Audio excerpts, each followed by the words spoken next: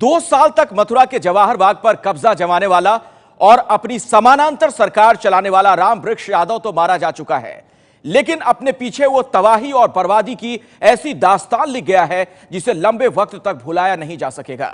ABP news आपको दिखा रहा है जवाहर बाग का वो सच जिसे देखकर आप भी हैरान रह जाएंगे। आजाद हिंद सरकार आ गई है। जवाहर बाग में 15 मार्च।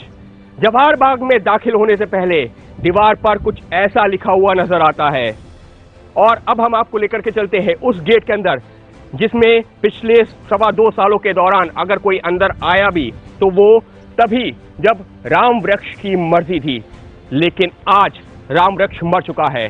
हम आपको लेकर आए हैं जवाहर बाग के अंदर। दूसरी तरफ, दीवार की दूसरी तरफ, जय हिंद बोलो, जय सुभाष बोलो, आजाद हिंद सरकार। एक बार फिर सुभाष के नाम पर ये नारा। ठीक गेट के पास में एक चौकी बनाई गई थी, पोस्ट बनाई गई थी, वो फिलहाल जली हुई नजर आ रही है। क्या है अंदर का हाल आपको दिखाने की कोशिश करते हैं। चारों तरफ यहाँ पर जला हुआ दृश्य है, हर तरफ सिर्फ जले हुए जो सामान पड़ा हुआ है वो है। हालांकि इस बीच में काफी सफाई भी की गई है, लेकिन अभी भी जला हुआ जो एक तरीके से जवाहर बाग, जो उजड़ा हुआ जवाहर बाग है, वो देखने को मिल रहा है। यह है जवाहर बाग के अंदर का दृश्य। थोड़ा सा और आगे चलते हैं और दिखाते हैं कि आगे और क्या हाल है जवाहर बाग में। देश की राजधानी दिल्ली से करीब 160 किलोमीटर दूर मथुरा का जवाहर बाग अब शमशान बाग बन चुका है। 280 एकड़ जमीन पर बना ये जवाहर बाग 2 साल पहले तक ऐसा हरा भरा बाग था जहां रोज लोग सुबह शाम टहलने के लिए आते थे। अमरूद, जामुन, आम, तरह तरह के फलदार पेड़ों की वजह से लोग यहाँ फल लेने भी आते थे। मार्च 2014 से पहले तक जवाहर बाग मथुरा के लोगों के लिए एक बेहद अहम मुकाम हुआ करता था। मैं जब शाम को खाना बना के फ्री होके जाते थे, शुद्ध दवा लेने जाते थे, टहलते थे भी, वहाँ काफी फल लेके आते थे वहाँ से। और इन दिनों में आम के अचार भी डालते थे, आमले भी थे वहाँ, जामुन भी थे। बहुत मतलब खुशी होती थी वहाँ से जब फल लेके आते थे। आज वहाँ पे कुछ नहीं है, सब वीरान पड़ा हुआ है, वहाँ जाने को भी मन नहीं करता है, डर सा बैठ गया एकदम। पहले तो खूब घूमने जाते, खूब अच्छा लगता, अच्छी अच्छी हवा आती, सुबह सुबह के टाइम में बहुत अच्छा लगता है घूमने में। अब तो भाई साहब देख के रोना आ रहा है इसको। जवाहर बाग मथुरा के लिए बहुत बड़ा प्राउड था, बहुत बड़ी ग्रीनरी थी। इसमें डीएफओ ऑफिस अंदर हुआ करता था, डीएफओ का रेजिडेंस हुआ करता था, हॉर्टिकल्चर डिपार्टमेंट था पूरा की पूरा सेटअप। लाखों की संख्या में पेड़ थे, आम, अमरूद और बेर, इन्हीं की सबके, जामुन, सभी के पेड़ थे हजारों की संख्या में। यहाँ पर लोग सुबह मॉर्निंग वॉक करने जाया करते थे, एक्सरसाइज किया करते थे, बड़े बूढ़े नए लड़के। जवाहर बाग की खूबसूरत यादें लोगों के जहन में आज भी ताजा हैं, लेकिन इस बाग की ये ताजा तस्वीरें गवाही दे रही हैं कि अब ये जवाहर बाग कितना बदल गया है। जहाँ तक नजर जाती है बस सूखी बंजर जमीन और ऐसे जले हुए पेड़ नजर आते हैं। पिछले 2 साल से जवाहर बाग पर कब्जा जमाए राम वृक्ष यादव ने इसे पूरी तरह तबाह और बर्बाद कर दिया था। जवाहर बाग का ये एक और इलाका है जहां पर गाड़ियां ही गाड़ियां थीं, अभी भी खड़ी हुई हैं लेकिन जली हुई। देख सकते हैं कि गाड़ियों की एक बड़ी संख्या, लेकिन फिलहाल सब जली हुई दिख रही हैं। यहाँ पर मिनी ट्रक भी नजर आ रहे हैं, कैंटर भी नजर आ रहे हैं जिसमें खाने पीने का बाकी सामान अंदर लाया जाता था। एक तरीके से ये कहा जाए कि गाड़ियों का भी शौकीन था राम वृक्ष, क्योंकि कुछ उसी तर्ज पर, जैसा कि जय गुरुदेव के यहाँ हमने देखा था कि कई सारी गाड़ियां खड़ी होती हैं, कुछ उसी तर्ज पर यहाँ पर भी कई सारी गाड़ियां खड़ी हुई हैं, लेकिन फिलहाल सब जल चुकी हैं। आइए आपको बताते हैं अब कैसा हो गया है जवाहर बाग का बुरा हाल। हर तरफ सिर्फ जला हुआ सामान, कुछ ऐसा है जवाहर बाग के अंदर का नजारा। हर तरफ अगर आप देखेंगे तो जले हुए कागजात, कपड़े, घर का सामान और ना जाने क्या क्या। कई लोग भी ये जो आग लगी थी इसमें झुलसे थे। कई लोगों की मौत हुई है इस आग की वजह से ही। आग किस तरह से लगाई गई थी, इस पेड़ को देखकर क्या अंदाजा लग सकता है। पेड़ का ऊपरी हिस्सा पूरी तरीके से जल चुका है। आसपास यहाँ झोपड़ियां बनी हुई थी, लोग रहते थे। राम वृक्ष ने इस पर अवैध कब्जा कर रखा था। ये इलाका जहां पर झोपड़ियां बनी हुई थी पूरी तरीके से जल चुका है।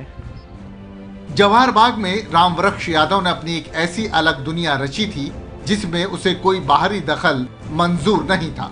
वो सोने के सिक्के चलाना चाहता था, वो लोगों से टैक्स लेता था, लेकिन हैरानी की बात यह है कि जवाहर बाग में बिजली पानी समेत तमाम सरकारी सुविधाएं भी रामवृक्ष यादव और उसके लोग भोग रहे थे।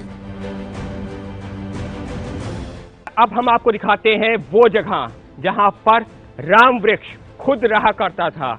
यहाँ पर हमको एसी भी लगा दिख रहा है, यानी कि रामवृक्ष रहता था तो ऐसा नहीं है कि गर्मियों में रहता था, बाकायदा एसी लगाया हुआ था। कितनी भी गर्मी हो, लेकिन उसका जो कमरा था, उसका जो आशियाना था, जो उसने अपना एक तरीके से आशियाना कहने को बना रखा था, वहां पर एसी लगा हुआ था। बड़ी संख्या में यहाँ पर अखबार भी हैं, अंग्रेजी अखबार भी है, हिंदी अखबार भी है, मैगजीन्स हैं। रामवृक्ष यहाँ रहता था क्योंकि आग लगा दी गई थी इस वजह से, जिससे कि पुलिस को कुछ मिले नहीं, लिहाजा दीवारों का प्लास्टर पूरी तरीके से टूट चुका है। आपको लेकर चलते हैं दूसरे कमरे में। अब यहाँ पर हमको 2 कमरे दिख रहे हैं।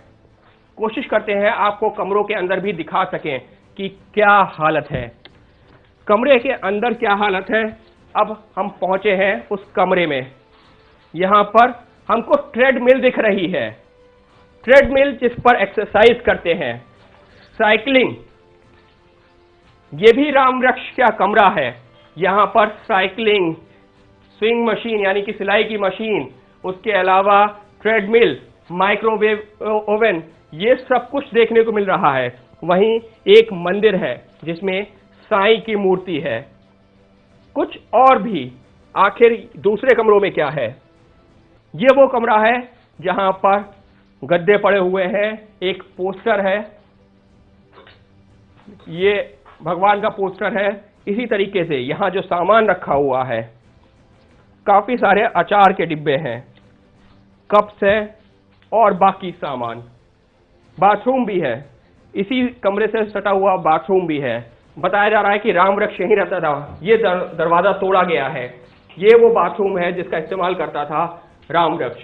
तो इस तरीके से कमरों के अंदर का दृश्य है। इस वक्त काफी अंधेरा है, बिजली कटी हुई है, लेकिन फिर भी कोशिश कर रहे हैं एबीपी न्यूज के माध्यम से आपको दिखाने की कि वो रामवृक्ष जिसने एक अपना अलग सत्ता बना ली थी, अलग संसार बनाने की बात कर रहा था, देश को कुछ उसी तरीके से बनाने की बात कर रहा था, वो रहता कहाँ था। तो ये हुए वो कमरे जहां पर वो खुद रहता था। तो ये कुछ हालत है घर के अंदर की। घर के बाकी कोने भी हैं, वहां देखते हैं कि आखिर वहां का क्या हाल है। जवाहर बाग के खूनी संघर्ष में कई जाने गई और पीछे छूट गई हैं वीरानी और बर्बादी की ये तस्वीर। लेकिन अब यहाँ लोगों के दिलों में जवाहर बाग के हरियाली भरे पुराने दिन लौटने की उम्मीद भी जगी है। घर के अंदर का बहुत सारा सामान, वो सामान जो अमूमन किचन में होता है, यानी कि खाना बनाने का सामान, पानी भरने का सामान, वो सब एक जगह पर इस वक्त हमको नजर आ रहा है। लेकिन ये सब अलग अलग जगहों पर, अलग अलग झोपड़ियों में रखा गया था। जो लोग यहाँ पर रहते थे उनका ये सारा सामान है।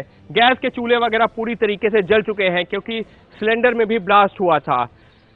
लेकिन अब हम आपको लेकर चलते हैं उस जगह पर जहां पर इसने कैंटीन बना रखी थी, रामवृक्ष की कैंटीन। रामवृक्ष का जो ये अवैध आश्रम था उसकी कैंटीन। जिस तरह से डिफेंस वालों की एक कैंटीन होती है जहां पर सामान सस्ते दर पर मिलता है, कुछ उसी तर्ज पर रामवृक्ष की भी ये कैंटीन यहाँ बनी हुई है।